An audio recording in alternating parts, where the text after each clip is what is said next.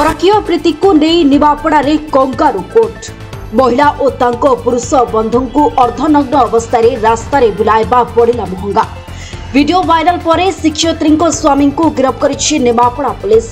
मंगलवार राति पुरुष बंधु स्त्री को धरी माड़ मारे स्वामी बेकरे माड़ पकाई रास्तार बुलाइले।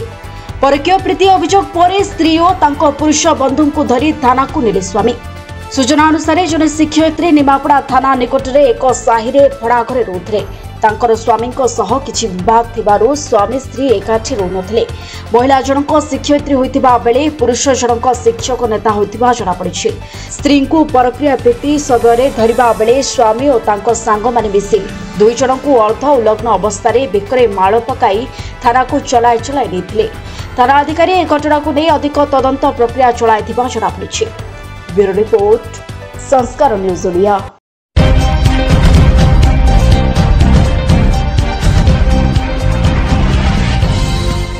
आपण देखुछन्ती संस्कार टीवी ओडिया 24x7 आपन को सेवारे।